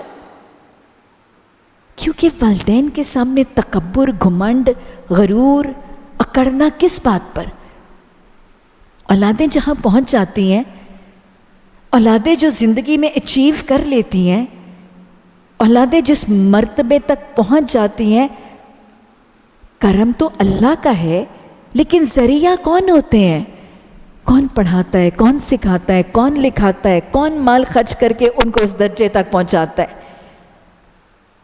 میں اور آپ، آج ہم جس درجے پر ہیں، آج میں اور آپ جو ہیں، وہ کرم میرے رب کا، لیکن محنت میرے ماں باپ کی ہے۔ ہم کیا ہیں، ہم کیسے ہیں، یہ ہمارے ماں باپ کی محنت ہے، ان کی اچیومنٹ ہے، اس میں میرا اور آپ کا کوئی کمال نہیں ہے۔ ہماری محنت، ہماری اچیومنٹ تو ہماری اولاد کی شکل میں آئے گی نا نظر، کہ ہم نے کیا تیر مارا۔ تو پھر ان کے سامنے تکبر کیسا؟ کبھی اولادیں بہت بڑی پوزیشن پہ پہنچ جاتی ہیں، کوئی کور کمانڈر بن جاتا ہے، کوئی پروفیسر بن جاتا ہے، کوئی ڈی آئی جی، آئی جی بن جاتا ہے، تو اکڑنے لگتے ہیں۔ نہیں، آج تم جہاں ہو وہ انہی کی محنتیں، انہی کی محبتیں، انہی کی شفقتیں اور انہی کی قربانیاں ہیں جنہوں نے تمہیں پہنچا دیا۔ تو ان کے سامنے تکبر نہ کرو، عاجزی کرو۔ پھر کرنے کا اگلا کام، صبر اور تحمل، پیشنس اور ٹالرنس. کتنا پیشنس اور کتنا ٹالرنس، یہی سنا بنی اسرائیل کی آیات میں جو میں نے آپ کو بتایا، اس میں اللہ پورا چارٹر بتاتے ہوئے کہتا ہے فَلَا تَقُلْ لَهُمَا اف، کیا نہ کہو، 2 حرفی لفظ اف تک کہنے کی منائی. اف تف نہیں. ان کے ساتھ صبر ہے. بوڑھے ہو جاتے ہیں نا، بچے بن جاتے ہیں، کمزور ہیں، لاغر ہے، ضعیف ہیں، بھول جاتے ہیں، بھول نہیں سکتے، سن نہیں سکتے، کھا نہیں سکتے، یاد نہیں رہتا، سمجھا نہیں سکتے. بچے بن گئے. تم بچے تھے تو تمہارے ساتھ صبر کرتے تھے نا، تو ان کے ساتھ صبر کرو اور ان کو اف بھی نہ کہو. پھر کرنے کا اگلا کام حسن سلوک. میرا رب تو قولوا للناس حسنا، تمام انسانیت سے حسن سلوک اور حسن اخلاق کا مطالبہ کرتا ہے. والدین کے ساتھ حسن سلوک، حسن اخلاق، اور پھر ان کے ساتھ نرمی. یہ حسن سلوک اور یہ نرمی ہے. ان کو جھڑکنا نہیں ہے، ان کو خفا نہیں ہونا. بوڑھے ہیں، کمزور ہیں، ارے بڑھاپے کے ذوف میں تو ان کا جسم پہلے ہی دکھ رہا ہے، ان کا دل بھی دکھا ہوا ہے اپنی جدائیوں کی وجہ سے، اپنے پیاروں سے دوری کی وجہ سے، اپنی صحت کی محرومیوں کی وجہ سے، اپنے بڑھاپے کے ذوف کی وجہ سے. ان کا دل بھی دکھا ہے، ان کے جسم بھی دکھ رہے ہیں، کمزور بھی ہیں، ضعیف بھی ہیں. اٹھاتے وقت جھٹک کے نہ اٹھانا، بولتے وقت جھڑک کے نہ بولنا، دکھتا ہوا جسم اور نہ دکھانا، دکھا ہوا دل اور نہ رولانا. نرمی کرو. وہ نرمی ہے نا. ایک صحابی اپنی والدہ کے لیے بازار سے عید کا دوپٹہ خریدنے کے لیے گئے تو ہر کپڑے کے تھان کو مسل کے دیکھتے تھے، چھو کے دیکھتے تھے. تو دکاندار نے پوچھا یہ کیا؟ کہنے لگے میں اس لیے اس کو چھو کے دیکھتا ہوں کہ میں دیکھنا چاہتا ہوں کہ یہ دوپٹہ کہیں سخت تو نہیں، نرم ہے، میری ماں کو چبھے گا تو نہیں. تو نرمی کا طریقہ، محبت اور شفقت کا طریقہ، وہ جنہوں نے ہم سے نرمی کی، وہ جنہوں نے ہم سے ٹوٹ کے محبت کی. اور پھر اگلا کرنے کا کام ان کی پسند کا خیال. وہ جو ہماری پسندوں کی خاطر اپنی محبوب چیزیں قربان کر دیتے تھے، اپنی پسندیں سیکریفائز کر دیتے تھے، اپنی محبوب چیزیں چھوڑ کے ہمیں ہماری تمنائیں پوری کر دیتے تھے. پھر اب ان کی باری ہے، ان کی پسند کا خیال، ان کی خواہشات، ان کی آرزوئیں، وہ جو بہت چھوٹی چھوٹی اور تھوڑی سمپل ہے، ان کا خیال رکھیں. یہاں مجھے ہمیشہ امام زین العابدین کا واقعہ یاد آتا ہے. امام زین العابدین یہ حضرت امام حسن کے بیٹے، ان کی والدہ بوڑھی تھیں اور تنہا تھیں اور ان کے پاس تھیں. یہ صبح اپنے کاروبار اور اپنے کام کے لیے نکلتے تھے تو دوپہر کو اپنا کام کاج چھوڑ کر اپنی والدہ کے پاس کھانا کھانے کے لیے آتے تھے. کچھ دن جب وہ اپنے کام اور تجارت سے واپس آتے رہے تو ایک دوست بھی ہمراہ آ گیا. 2-3 دن یہ دوست جو ساتھ آنے والا دیکھتا رہا اور پھر کچھ دنوں کے بعد اپنے اس آبزرویشن اور مشاہدے کا تذکرہ امام زین العابدین سے اس نے سوال کے انداز میں کیا کہ امام یہ کیا بات ہے، آپ اپنا کام کاج چھوڑ کے، اپنی مصروفیتیں چھوڑ کے اتنی دور آل دا وے اماں کے ساتھ کھانا کھانے کے لیے آتے اور روز آتے ہیں، لیکن میں دیکھتا ہوں کہ جب یہاں آتے ہیں تو آپ اماں کے ساتھ نہیں کھاتے، آپ پہلے اس کو کھانے دیتے ہیں، وہ کھا لیتی ہے تو آپ کھاتے ہیں، یہ کیا بات؟ تو اس پر امام زین العابدین انہوں نے کہا کہ میرے بھائی اصل بات یہ ہے کہ میں چاہتا ہوں کہ میری ماں جب کھانا کھائے تو اس کو سالن میں جو حصہ جو ٹکڑا گوشت کا پسند ہے وہ کھا لے، کہیں ایسا نہ ہو کہ میں اس کے ساتھ کھاؤں تو میرا ہاتھ گوشت کے اس ٹکڑے پہ، اس بوٹی پہ پڑ جائے جو میری اماں کو پسند ہے اور وہ میں کھا لوں۔ تو دس واز اٹ، اماں کی پسند کا اتنا خیال کہ کہیں وہ گوشت کا ٹکڑا جو اس کو پسند ہے وہ میں نہ کھا لوں، اس کی پسند کا خیال، اس کی چھوٹی چھوٹی خوشیاں اس کو دینے کی فکر۔ تو یہ ہے وہ محبت کا انداز جو والدین کے ساتھ اپنانا ہے۔ پھر اگلا کرنے کا کام ان کی خدمت کرنی ہے، جسمانی طور پر بھی خدمت کرنی ہے۔ ہجرت کے بعد حضرت ابو بکر صدیق رضی اللہ تعالیٰ عنہ مدینہ پہنچ کر بیمار ہو گئے تھے۔ عائشہ صدیقہ رضی اللہ تعالیٰ عنہ نے اتنی خدمت کی تھی کہ سر کے بال جھڑ گئے، خود بیمار پڑ گئی تھی والد کی خدمت کرتے کرتے۔ حضرت فاطمہ رضی اللہ تعالیٰ عنہ جنت کی خواتین کی سردار، نبی صلی اللہ علیہ وسلم کا سر مبارک دھوتی تھی، سر میں تیل لگاتی تھی، آپ کے کپڑے دھوتی تھی، آپ کا سر دباتی تھی۔ اور پھر وہ ہمیں واقعہ حضرت اویس قرنی، نبی صلی اللہ علیہ وسلم کی زندگی میں انہوں نے اسلام قبول کیا تھا، لیکن یہ سفر کر کے رسول اللہ صلی اللہ علیہ وسلم سے ملاقات کے لیے نہیں آئے تھے، صحابی نہیں بنے تھے، صحابہ بننے کی شرف نہیں ملا تھا کیونکہ ان کی بوڑھی والدہ تھی، بیمار تھیں۔ تو اپنی بوڑھی والدہ کی خدمت، ان کی عیادت میں اتنے مصروف تھے کہ رسول اللہ صلی اللہ علیہ وسلم سے ملاقات کے لیے نہیں آئے تھے۔ والدہ فوت ہو گئی تھی تو پھر مدینہ تشریف لائے تھے، والدہ فوت ہو گئی تھی تو پھر حج کرنے کے لیے گئے تھے۔ ان کو خیر التابعین، صحابی نہیں بنے تھے لیکن تابعین میں سے بہترین تابعی کا لقب دیا گیا تھا۔ پھر ایک اور کرنے کا کام خدمت کے ساتھ اپنے والدین کو وقت دینا ہے، وقت اور توجہ دینی ہے۔ آپ صلی اللہ علیہ وسلم نے فرمایا کہ جب اولاد اپنے والدین سے ملنے کے لیے جاتی تو اس کے ہر قدم پر اس کو 10 نیکیاں، 10 گناہوں کی بخشش، 10 رحمتیں اور 10 برکتیں شامل حال کر دی جاتی۔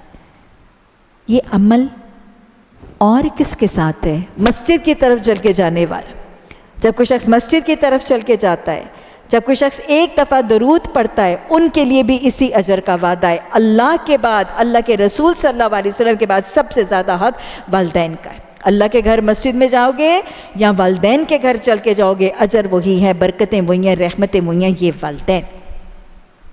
اور پھر صرف یہ بھی نہیں، حدیث میں وعدہ ہے کہ جب اولاد اپنے والدین کے پاس بیٹھتی ہے اور اس سے ان کی دلجوئی کی باتیں کرتے، میں آپ کو بتاؤں یہ بزرگ ہو جاتے ہیں نا، بوڑھے ہو جاتے ہیں، بہن بھائی فوت ہو گئے، تنہا رہ گئے، کمزور ہیں، نہ کہیں آ سکتے ہیں، نہ جا سکتے ہیں، نہ انٹرٹینمنٹ، نہ دل جوئی، نہ دل بہلانا، اب اولادیں ہی ان کی انٹرٹینمنٹ ہے۔ اس کے الفاظ ہیں کہ جب اولاد اپنے بوڑھے ماں باپ کے پاس بیٹھتی ہے اور ان کے دل بہلانے کی باتیں کرتی، وہ جب اکیلے ہیں، دکھ رہے ہیں، پریشان ہیں، ان کے دل بہلانے کی باتیں، ان کو انٹرٹین کرنے کی باتیں، تو حدیث میں آتا ہے اس اولاد کے اٹھنے سے پہلے اس کے گناہ بخش دیے جائیں۔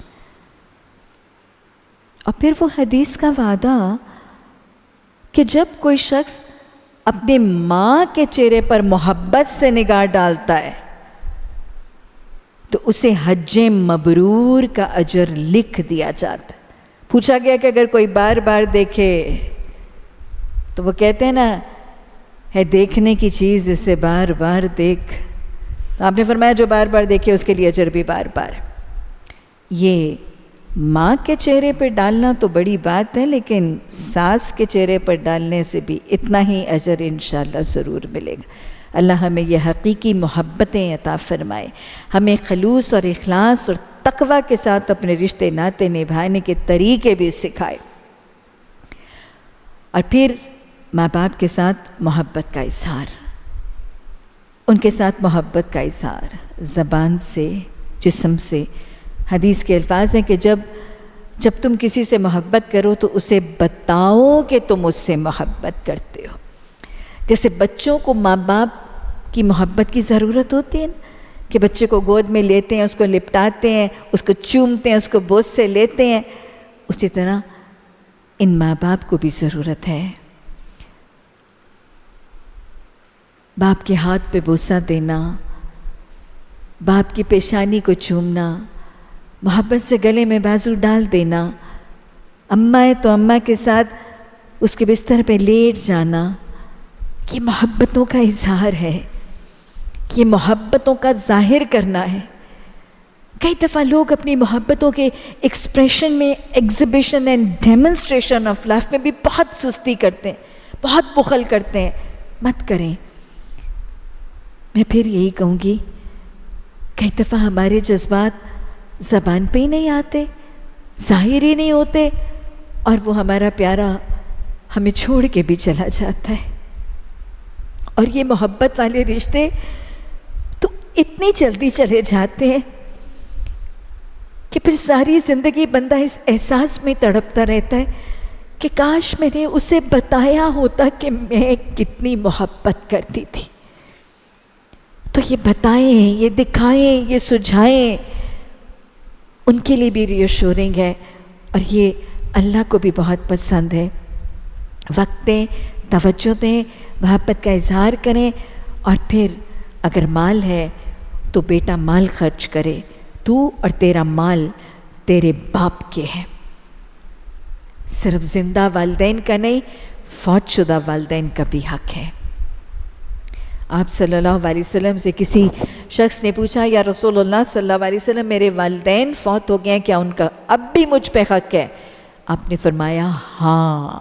کیا حق ہے؟ 4 حق۔ آپ صلی اللہ علیہ وسلم نے فرمایا جو جائز وصیت اس نے کی ہے اس کو پورا کر، اس کے رحم کے رشتوں کے ساتھ صلہ رحمی کر، اس کے قرابت دار، اس کے میل جول کے لوگوں کے ساتھ اس نے سلوک سے پیش آ، اور چوتھا اس کے لیے بخشش کی دعا کر۔ تو والدین کے یہ 4 حق، اور اس میں سے سب سے بڑا حق اور سب سے بڑا تحفہ اور ہدیہ جو ہم فوت شدگان کو اور والدین کو اور پیاروں کو دے سکتے ہیں، ان کے لیے بخشش کی دعا۔ کتنا بڑا اجر ہے۔ حدیث کے الفاظ ہیں کہ جب انسان فوت ہوتا ہے تو اس کے عمل کا سلسلہ منقطع ہوتا ہے۔ 3 عمل ہیں جو اس کی وفات کے بعد بھی جاری رہتے ہیں۔ وہ نفع دینے والا علم جو وہ اپنی زندگی میں لوگوں کو سکھا گیا، وہ مال جو وہ اپنی زندگی میں اللہ کی راہ میں خرچ کر گیا، اور تیسرا وہ نیک اولاد جو وہ اپنے پیچھے چھوڑ گیا، اس کے لیے بخشش کی دعا کر دی۔ اولاد کی بخشش کی دعا، وارثوں پسماندگان کی بخشش کی دعا، تو حدیث میں بتایا کہ فوت شدگان کو ان کے پہاڑ جتنے بڑے اجر دکھائے جاتے ہیں، اور وہ پوچھتا ہے کہ یہ میری کس نیکی کا اجر ہے؟ تو کہا جاتا ہے یہ جو تیرے پیچھے پسماندگان تیرے لیے بخشش کی دعا کر رہے ہیں، یہ اس کا اجر ہے۔ بیسٹ تحفہ، بیسٹ ہدیہ جو فوت شدگان کو دیا جا سکتا ہے وہ بخشش کی دعا کا تحفہ۔ اللہ بخش دے، اللہ سفر آسان کر دے، اللہ قبر کو جنت کا باغ بنا دے، ان کی کمیوں کوتاہیوں کو درگزر کر دے، ان کی حسنات کو قبول کر دے۔ کوئی مشکل الفاظ نہیں، اگلا سفر سوچتے جائیں اور اگلے سفر کا ایک ایک مرحلے کی آسانی کی دعائیں کرتے جائیں۔ یہی اور یہ بھی یاد رکھیے گا، آپ صلی اللہ علیہ وسلم نے فرمایا کہ جب اولاد اپنی زندگی میں اپنے والدین کی نافرما بردار بھی رہی ہو، لیکن وفات کے بعد اگر اولاد والدین کے لیے کثرت سے بخشش کی دعا کرتی ہے تو نافرما بردار اولاد کا نام فرما برداروں کی صف میں لکھ دیا جاتا ہے۔ اولاد والدین کے لیے صدقہ خیرات کرتی ہے تو والدین کو بھی اجر جاتا ہے، اور اولاد کے حق میں بھی اس کو لکھ دیا جاتا ہے۔ تو اللہ ہمیں اپنے والدین کا حق شناس بنائے۔ اللہ نے والدین کے لیے دعا بھی سکھائی، اللہ نے والدین کے لیے دعا کرنے کا حکم بھی دیا۔ کل کہا کرو، کیا کہا کرو؟ رب ارحمہما کما ربیانی صغیرا، رب ارحمہما کما ربیانی صغیرا۔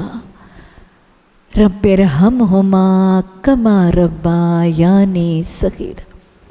اللہ تو رحیم، تو رحمان ہے، اللہ ہمارے والدین پر رحم فرما، اللہ ہمارے پیاروں پر رحم فرما۔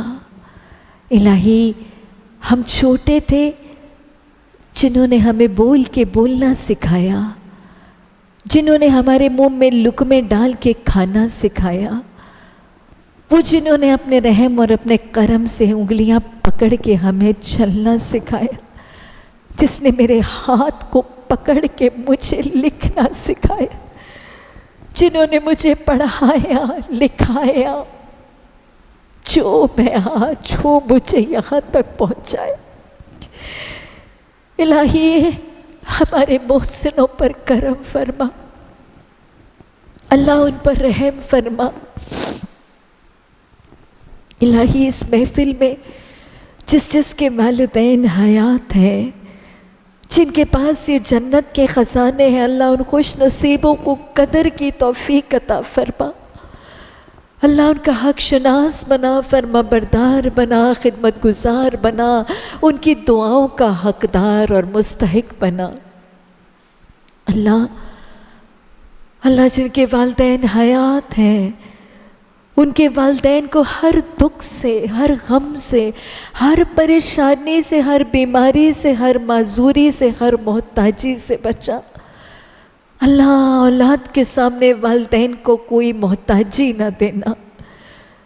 اللہ سبحانہ تعالیٰ مجھ سمیت جن کے والدین دنیا سے رخصت ہو گئے، اللہ ان پر اپنا کرم فرما۔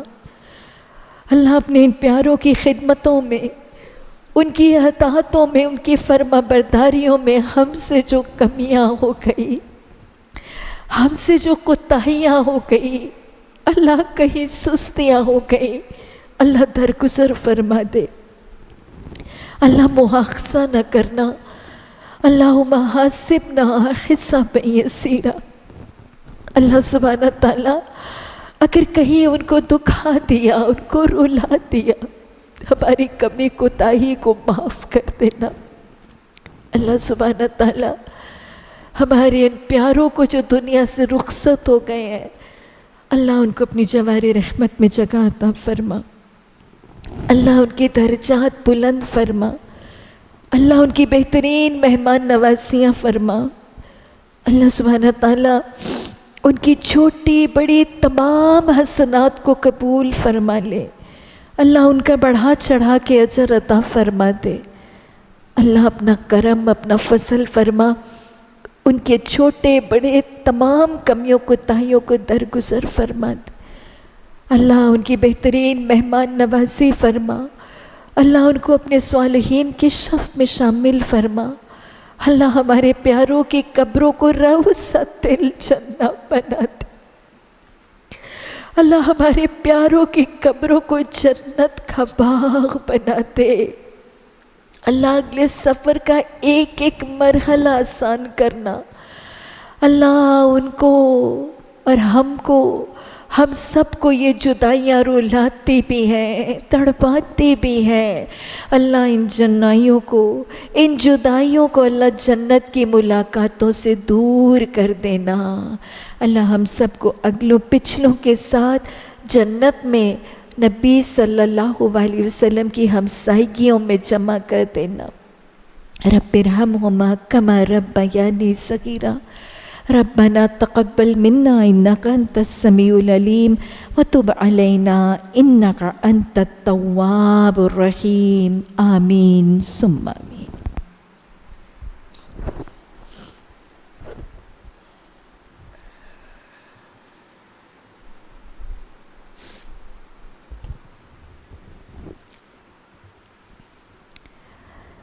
والدین کے ساتھ حسن سلوک کے بعد اللہ فرما رہا ہے وذی القربیٰ، قرابت داروں کے ساتھ بھی احسان کرو۔ وہ قرابت دار، وہ رشتے ناتے، وہ رحم کے رشتے، لا يدخل الجنۃ قاطع الرحم، قطع رحمی کرنے والا جنت میں داخل نہیں ہوگا۔ حدیث قدسی جو رحم کو جوڑے گا اللہ اس کو جوڑے گا، اور جو رحم کے رشتوں کو کاٹے گا اللہ اس کو کاٹ دے گا۔ تو اللہ نے کہا کہ اپنے قرابت داروں کے ساتھ بھی حسن سلوک کرو، والیتامی والمساکین، اور یتیموں کے ساتھ بھی اور مسکینوں کے ساتھ۔ یہ معاشرے کا ڈپرائیوڈ طبقہ، معاشرے کا انڈر پریویلیجڈ، محروم، مجبور طبقہ، آپ صلی اللہ علیہ وسلم نے دل کی نرمی کا طریقہ، یتیم کے سر پہ شفقت سے ہاتھ پھیرنا، وعدہ جو محبت سے یتیم کی کفالت کرے گا وہ جنت میں میرے ساتھ یوں ہوگا۔ دو انگلیوں کو ملا کے آپ صلی اللہ علیہ وسلم نے تشبیہاً دکھایا۔ جو یتیم کے سر پر شفقت سے ہاتھ پھیرتا ہے اس کے سر پر بالوں کے جتنے گناہ بخش دیے جاتے ہیں۔ یہ یتیم ہے کہ جو اس کو کھلائے گا پلائے گا وہ جنت کے میوے اور جنت کے مشروبات سے نوازا جائے گا۔ اور پھر والمساکین، مسکین، بیوہ، محروم، محتاج، مسکین، فقیر، حاجت مند۔ نبی صلی اللہ علیہ وسلم نے اپنی ترجیح فرمائی، حضرت حسن نے اپنا طواف مؤخر کر دیا۔ ساتھی نے پوچھا طواف چھوڑ کے اس کے ساتھ چلے گئے، کیا ہوا؟ امام حسن نے فرمایا میں ایسا کیوں نہ کرتا۔ ایک شخص نے کان میں آ کے بات کی اور وہ طواف چھوڑ کے چلے گئے اس کے ساتھ۔ پوچھا گیا کیا کیا، کیوں کیا؟ میں ایسا کیوں نہ کرتا؟ میں نے اپنے نانا ابوالقاسم محمد صلی اللہ علیہ وسلم کو فرماتے ہوئے سنا ہے کہ میں کسی بیوہ، کسی مسکین، کسی محتاج کی مدد کے لیے نکلوں، مجھے اس سے زیادہ پسند ہے کہ میں 2 ماہ مسلسل مسجد نبوی میں اعتکاف کروں۔ یہ ترجیحات ہے۔ تو اللہ نے فرمایا مسکینوں اور یتیموں کے ساتھ بھی احسان کرو، وَقُولُوا لِلنَّاسِ حُسْنًا، اور کیا کرو؟ کہو للناس، تمام انسانیت کے حسن اخلاق کا معاملہ کرو۔ قُولُوا لِلنَّاسِ حُسْنًا، صرف اپنوں نہیں پرایوں کے ساتھ، صرف دوستوں نہیں دشمنوں کے ساتھ، صرف مسلمانوں نہیں کافروں کے ساتھ، صرف امیروں نہیں غریبوں کے ساتھ، صرف حاکموں نہیں محکوموں کے ساتھ، آقا نہیں غلام کے ساتھ، اپنے باس کے ساتھ نہیں اپنے سبارڈینیٹ کے ساتھ، صرف بڑوں کے ساتھ نہیں چھوٹوں کے ساتھ۔ کیا کرو؟ قولوا للناس، تمام انسانیت کے ساتھ حسن سلوک اور حسن اخلاق سے پیش آؤ۔ حسن اخلاق کا پیغام ہے۔ آپ صلی اللہ علیہ وسلم کے اخلاق انک لعلی خلق عظیم، آپ اخلاق کے بلند ترین مرتبے پر فائز تھے۔ کان خلقہ القرآن، آپ کا اخلاق نمونہ قرآن تھا۔ اسی لیے آپ نے ترجیحات میں فرمایا قیامت کے دن جب اعمال کو تولا جائے گا تو وزن کے لحاظ سے سب سے بھاری عمل حسن اخلاق ہوں گے۔ حسن اخلاق سے انسان اس شخص کا درجہ پا لیتا ہے۔ the level of حسن اخلاق دیکھیں، حسن اخلاق سے انسان اس شخص کا درجہ پاتا ہے جو لگاتار جہاد کرتا ہے، جو مسلسل روزے رکھتا ہے اور جو ساری رات قیام کرتا ہے۔ تو یہ اخلاق ہیں۔ اور ویسے بد اخلاقی، آپ صلی اللہ علیہ وسلم نے فرمایا بدترین محروم میں وہ شخص جس کی بد اخلاقی کی وجہ سے لوگ ملنا چھوڑ۔ آپ نے دعا سکھائی، اللہم انی اعوذ بکا من منکرات الاخلاق والاعمال والاحواء والادواء۔ اور پھر اس کے بعد اقیموا الصلاۃ وآتوا الزکاۃ۔ دیکھ لیجئے حقوق العباد اور حقوق اللہ کا موازنہ۔ اللہ کے حقوق میں توحید کا تذکرہ پہلے، شرک کی نفی پہلے، اور اس کے بعد سارے حقوق کس کے آئے ہیں؟ 10 کمانڈمنٹس پہ حقوق العباد۔ توحید اللہ کا حق، پہلا حق دینے کے بعد باقی سارے حقوق، اقیموا الصلاۃ آتوا الزکاۃ بعد میں آتا ہے، لیکن والدین، رشتہ دار، یتیم، مسکین اور حسن اخلاق کا پیغام اقیموا الصلاۃ اور آتوا الزکاۃ سے پہلے آتا ہے۔ پلے سے باندھ لیجئے، دین صرف نماز، روزہ، زکوٰۃ، حج کا نام نہیں ہے۔ دینداری صرف نماز، روزے، حج کا اہتمام نہیں ہے۔ دین چند ظاہری ریچولز کا نام نہیں، یہ فرائض ہیں، کوئی شک نہیں ہے ان کے بغیر جنت نہیں، ان کے بغیر جہنم سے نجات نہیں، یہ تو ہماری تربیت کا طریقہ ہے۔ ہم اس کو کل دین سمجھ کے بیٹھ گئے، ہم اس کو کل دینداری سمجھ کے بیٹھ گئے۔ اور پھر آیت نمبر 84 میں اللہ نے پھر اگلا وعدہ یاد کیا۔ 10 نکات حضرت موسیٰ علیہ السلام کے ہیں، تو 10 کمانڈمنٹس میں سے 8 کمانڈمنٹس آ گئیں آیت نمبر 83 میں، اور پھر 84 میں آگے باقی کی 2۔ وَإِذْ أَخَذْنَا مِيثَاقَكُمْ لَا تَسْفِكُونَ دِمَاءَكُمْ وَلَا تُخْرِجُونَ أَنفُسَكُمْ مِنْ دِيَارِكُمْ۔ 2 وعدے لیے کہ تم یہودی ہو، تم آپس میں اپنے یہودی بہن بھائیوں کو، اپنے دینی بھائیوں کو اپنے گھروں سے نہیں نکالو گے اور ان کا خون نہیں بہاؤ گے۔ اللہ نے کہا ثم اقررتم، تم نے قرار بھی کی، وانتم تشہدون، اور تم اس بات کے گواہ بھی ہو، لیکن پھر کیا ہو؟ ثم انتم ہؤلاء، پھر تم وہی لوگ تقتلون انفسکم وتخرجون انفسکم فریق من دیارکم وتظاہرون علیہم بالاسم والعدوان وان یاتکم اساری تفادوہم، کہ دیکھو تم سے یہ وعدہ لیا گیا تھا کہ تم اپنے یہودی بھائی بندوں کا قتل نہ کرنا، خون ریزی نہ کرنا، ان کو گھروں سے نہ نکال۔ یہ وعدہ وہی ہے جو نبی صلی اللہ علیہ وسلم کا بھی حکم ہے۔ خطبہ حجۃ الوداع کے موقع پر آپ نے فرمایا تھا نا، ہر مسلمان کے لیے دوسرے مسلمان بھائی کا جان، مال، عزت، آبرو حرام ہے۔ تو یہی حکم ہے شریعت موسیٰ علیہ السلام کا بھی۔ اب ان سے یہ وعدہ کرنے کے بعد اللہ فرماتا ہے کہ تم نے تو یہ وعدہ کر دیا تھا کہ نہ اپنے یہودی بھائیوں کو قتل کریں گے، نہ خونریزی کریں گے، نہ ان کو گھروں سے بے گھر کریں گے، لیکن اب تم ہی لوگ ہو کہ اپنی برادری کے کچھ لوگوں کو قتل بھی کرتے ہو، ان کو بے خانمہ بھی کرتے ہو، ظلم اور زیادتی کے خلاف ان کے خلاف جتھے بندیاں بھی کرتے ہو، اور جب وہ لڑائی میں پکڑے ہوئے تمہارے پاس آتے ہیں تو ان کی رہائی کے لیے فدیے کا لین دین بھی کرتے ہو، حالانکہ ان کو تو گھروں سے نکالنا ہی سرے سے تم پر حرام تھا۔ تو یہ تم کیا کرتے ہو؟ افتؤمنون ببعض الکتاب وتکفرون ببعض، یہ کیا کرتے ہو؟ اپنی تورات کے احکامات، اپنے 10 کمانڈمنٹس میں سے کچھ کو لے لیتے ہو اور کچھ کو چھوڑ دیتے ہو؟ اپنے اللہ کے احکامات میں سے پک اینڈ چوز کرتے ہو کہ 2 احکامات کو چھوڑ دیتے ہو اور فدیے کا معاملہ تمہیں یاد آ جاتا ہے؟ اور پھر یہ کرنے والے کہ تورات کے کچھ کو لینے اور کچھ کو چھوڑنے والوں کا انجاز بتا دیا گیا۔ اللہ نے فرمایا فَمَا جَزَاءُ مَن يَفْعَلْ ذَلِكَ مِنكُمْ إِلَّا خِزْيٌ فِي الْحَيَاةِ الدُّنْيَا وَيَوْمَ الْقِيَامَةِ يُرَدُّونَ إِلَىٰ أَشَدِّ الْعَذَابِ، کہ اگر تم قرآن کے کچھ کو لوگے یا تورات کے کچھ کو لوگے اور کچھ کو چھوڑو گے تو دنیا میں ذلت اور رسوائی اور قیامت کے دن اس سے بڑا عذاب ہے۔ یہ یہود کو کہا جا رہا ہے، ان کو کہا گیا کہ یہودیوں کو قتل نہ کرنا، یہودی کا خون نہیں بہائے گا، اور یہودی اپنے یہودی بھائی کو اس کے گھر سے نہیں نکالے گا۔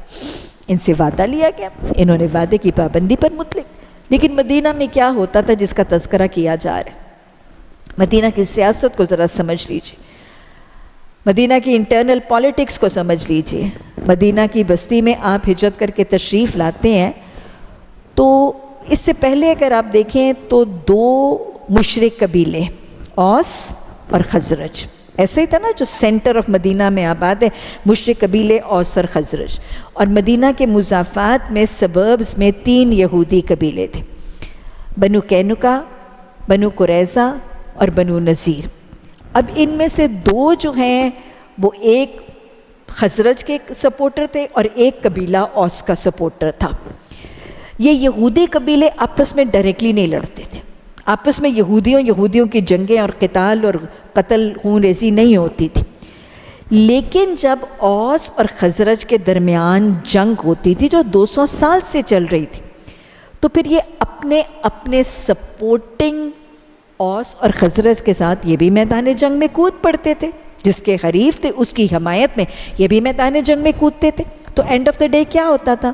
یہودی کے ہاتھوں یہودی کی گردن کٹتی تھی، یہودی کا خون بہاتا تھا، اور پھر یہودی جس اوس اور خزرج کو فتح ہوتی تھی وہ مل کر یہودیوں کو گھروں سے بھی نکالتے تھے۔ تو اس پر تبصرہ کیا جائے، اور پھر جب یہودی قیدی بن کر آتے تھے تو پھر فدیہ لے کے یہودیوں کو چھوڑتے تھے۔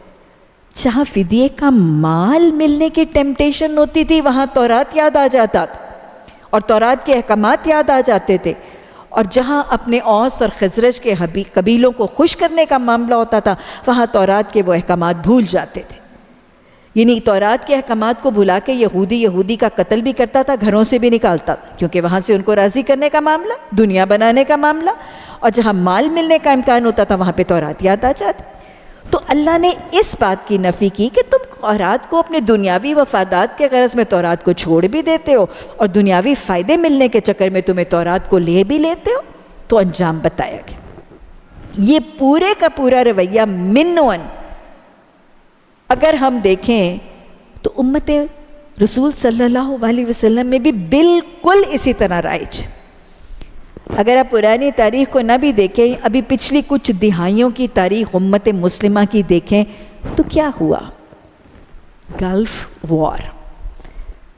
پہلے امریکہ نے عراق کے ساتھ مل کے ایران کے اوپر حملہ، ایران عراق وار۔ ایران کا کیا حال ہوا؟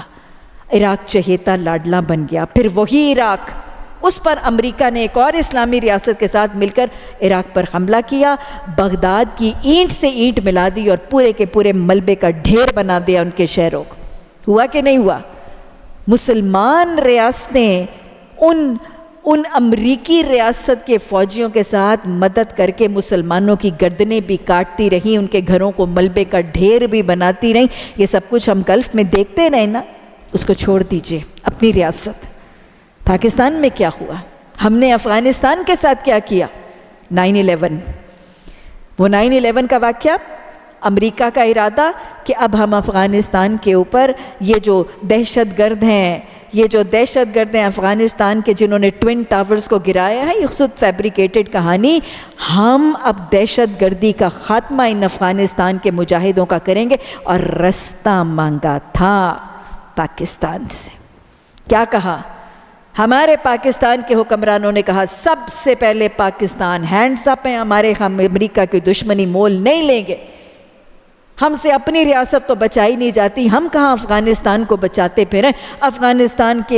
افغانستان کا سودا کر دیا، خون کی ہولی وہاں پہ کھیلی گئی، اور وہ سارے کے سارے قافلے، وہ فوجی، وہ لشکر پاکستان کے بحری اڈوں کے اوپر اترتے تھے، ان کے جہاز، امریکہ کے جہاز ہمارے بحری اڈوں پہ اترتے تھے، ہماری اس پاک سرزمین کے اوپر ان کے وہ کنٹینرز، ان کے فوجیوں کے کھانے، کیا ان کے کتوں کے کھانے لے کر ہماری اس سرزمین، پاک سرزمین کی تجارتی شاہراہوں پر امریکی کنٹینر جاتے تھے، اور ان امریکہ کی فوجوں کو وہ پالتے تھے، پوستے تھے، جو افغانی مسلمان بچوں کے جسموں کے ٹکڑے کرتے تھے، جو 80 محافظ بچوں کے گوشت کا قیمہ بنا کے رکھ دینے والے امریکہ والی طاقتوں کے ساتھ ہم ہاں میں ہاں ملاتے رہے۔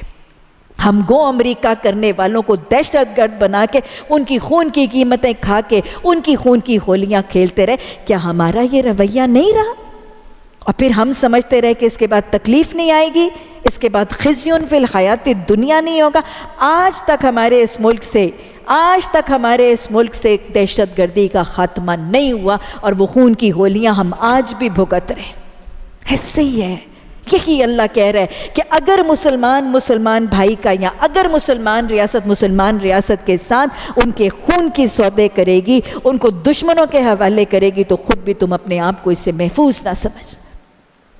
اور پھر اللہ نے دوسری بات جو یہود کو ڈھنجوڑ کے کہہ دی کہ تم یہ کیا کرتے ہو کہ جس سے تمہیں فائدہ ملتا ہے وہاں تم اللہ کے احکامات کو لے لیتے ہو، جہاں نقصان ملنے کا احکام ہوتا ہے تم وہاں پہ ان احکامات کو چھوڑ دیتے ہو۔